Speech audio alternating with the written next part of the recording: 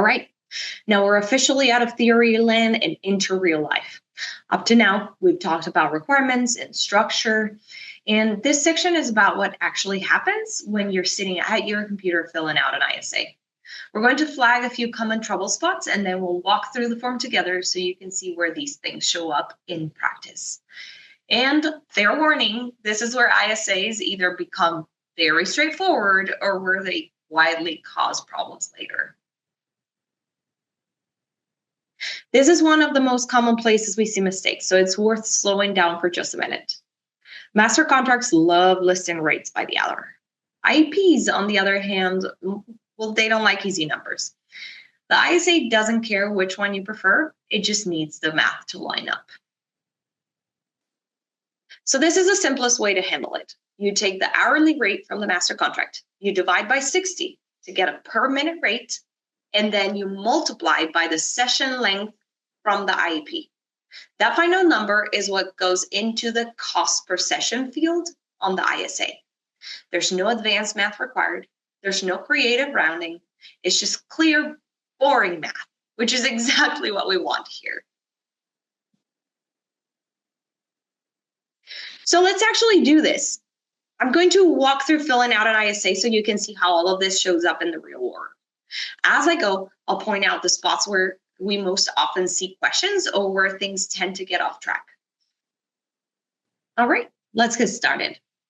We have the date of the contract, pretty straightforward. There's information about the local education agency and the LEA case manager name, that goes here. Then we have the name of the MPS or MPA, and you can see a couple of fields where its certification last updated. You want that to be the most recent. I think Jen already went through all of this, but it's worth repeating. We're going to use our friends from Specialized Therapy Services here. You can see that their status is approved.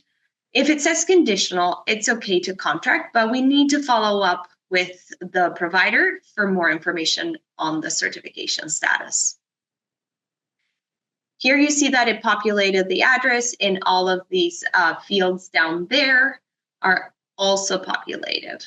All of these say yes. I'm looking for a no, actually, just to show you.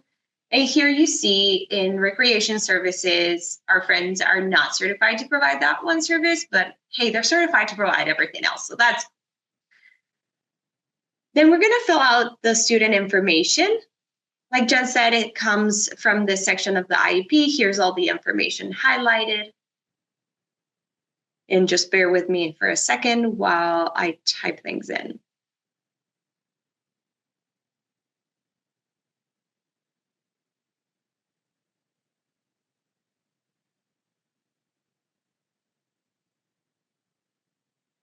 Perfect. Then for the address, we're going to pull it from this part of the IEP. Now we're going to move on to the contracted dates. I'm going to pull up my services page over here, the offer of FAPE service. I'm going to scroll down. Now we have the related services over there. So for the contracted dates, I'm going to use the start of the service. And then for the end date, we don't want to go past June 30th because we have to do a new master contract in ISA every school year starting July 1st. Here we're going to put the number of instructional days that we are contracting for the service. This number can come either from the LEA calendar, or if the student is placed at an MPS, then they're going to have their own calendar. So I'm just going with 170. For number of weeks, I'm going with the 34. And for the number of months, I'm going to go with 9. And then I'm going to put something outrageous for ESY days. We do want to make sure that ESY is marked yes in the IEP before we put a number here. So yes, outrageous number. I'm going to go with 40. Then for the average number of minutes, you should find that in the master contract. But we're going to go with 360 because that is what it says for SAI. So I assume that's going to be the same for instruction. And then we're going to move to the educationally related services. This section right here, like Jen said, it applies only to non-public schools, not non-public agencies, as you can see. So we're going to take a look at the minutes. You can see we're using our friends from Specialized Therapy Services, which is an MPA, but we're going to assume they're an MPS. We're going to go to the rate sheet, which is part of the master contract, and that should be filled out. But we're going to look at the daily basic education rate. That is what we're going to populate over here. So that's going to be 288, 288. So what you're going to see here is how these things propagate from here to there, from here to there. And then this 170 goes down here, and this 40 gets populated there. And then all of it together gets multiplied to give us the projected basic education costs for RSY and ESY. All right, let's move on to the actual services. We did SAI, don't need to worry about that. That's part of the educational rate. The next service that we're going to look at is occupational therapy.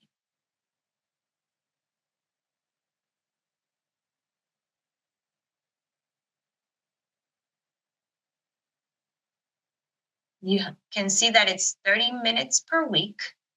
So we're going to put that here.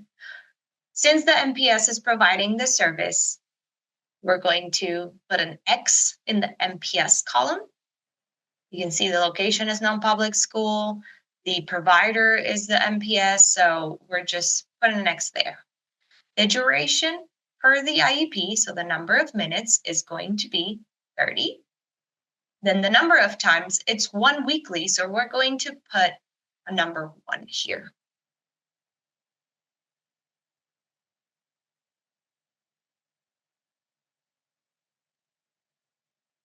Then we said 1 weekly, right? The cost per session, we're going to do a little math. But remember, it is the hourly rate divided by 60, which is the number of minutes. You'll see these things propagate here. The number of weeks went there, and the number of weeks, the ESY weeks, went there, which is 40 divided by 5. That's why it says 8. There's a lot of formulas here. We do everything for you. Well, most things. We try to make it as easy as possible. Now, for the cost per session, remember we said hourly rate divided by 60 minutes times the number of IEP minutes. The first one is going to be pretty easy. Occupational therapy is $60 per hour, and an hour has 60 minutes. So I'm going to pull out my trusty calculator, but 60 divided by 60, right? $1 per minute times 30 minutes is going to be $30. Our session is going to cost $30. And so that's what I am going to put down there, 30. Now, the next one is individual counseling. Individual counseling here in the IEP is served at 50 minutes per week. So it's going to be pretty similar. We're going to put an X because it's the MPS providing it. We're going to put 50 once weekly. Now, for the rate, for the cost per session, it's 150, as you can see here, divided by 60 minutes, $250 a minute, and we're going to multiply it by 50 minutes. So that's 125 per 50-minute session. 150 an hour, 125 per 50-minute session. Now, counseling and guidance. going to be pretty similar, except the rate is different. So 51 weekly, and this rate, the hourly rate is $90. So once again, 90 divided by 60, 150 a minute times 50 minutes, $75 per 50-minute session. Now, behavior intervention services. This is going to be slightly different, but not too much. For behavior, once again, it's provided by the MPS. We're going to type here 135. And then we're going to say once daily. And so we're going to interpret that the session is the day, right? So 135 minutes per day. And here is the rate, $112.50 per day. And we have all of these numbers, right? That's what all of our related services are going to cost. The occupational therapy, the counseling and guidance, the behavior services. You have all the rates right there. Now, transportation, it's marked yes in the IEP, but is the MPS actually providing the transportation? It actually says that it is the LEA's responsibility. So I'm just going to put it in the ISA just to mark that it is not the MPS's responsibility. So, but we're not going to put any rates assigned because this is a contract between the LEA and the MPS. So we're just going to indicate that the LEA is going to provide transportation. And we'll leave the cost per session empty. So now you can see here that $33,285, that's the total cost of the related services. And that came from this right here. And then the total estimated maximum for this contract adds up the basic education costs and the related services. So that all comes up to $93,765. You can add specialized equipment right here in the rate. You can also add other provisions if you want to outline something. Then you can say when the master contract was approved by the governing board, if that applies to your LEA. Some LEAs don't have that protocol. Then the progress of reporting requirements would go here. And then all that's left is signatures, the contractor and the LEA. You want it to be fully executed. You want everybody to sign. That's pretty much it. Before we move on, I want to pause for one quick but important scenario that we didn't cover in the live demo, which is bundled rates. If your provider uses bundled pricing, you must still list each service on its corresponding line in the ISA.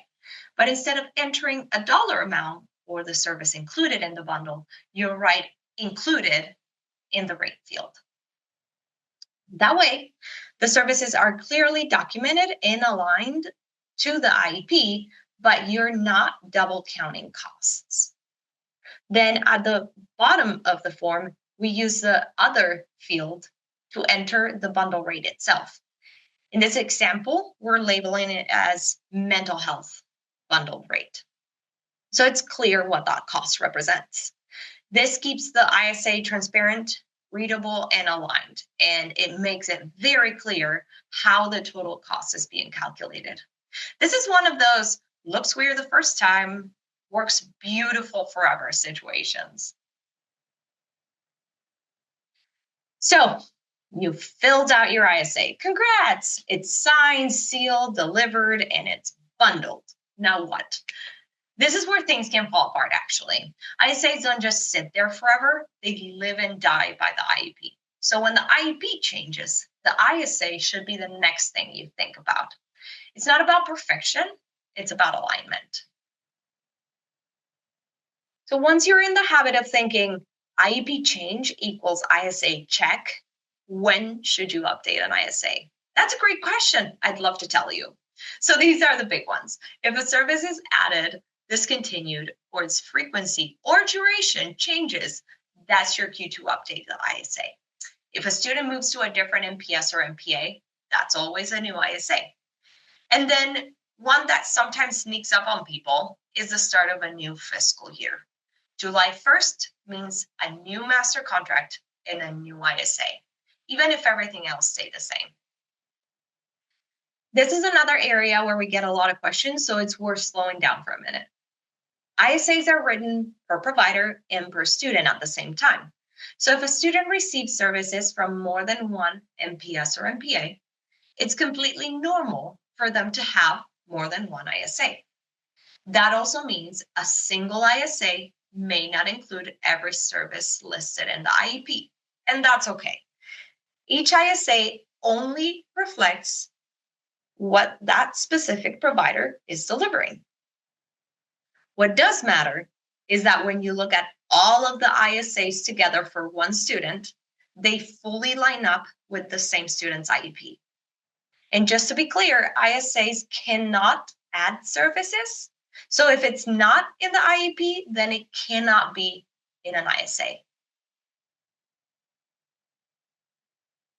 And if you remember nothing else from today, and I know this was a lot, remember this: the ISA should mirror the IEP. That one rule will get you out of most trouble before it starts. When ISAs are done well, everyone benefits, especially the students. At the end of the day, this is really about more than paper. When ISAs are completed correctly and kept current, services start on time, expectations are clear, and everyone's on the same page. That's better for LEAs, providers, and most importantly, the students. You don't have to memorize all of this. We are posting the slides. And then the templates and resources listed here are designed to support you.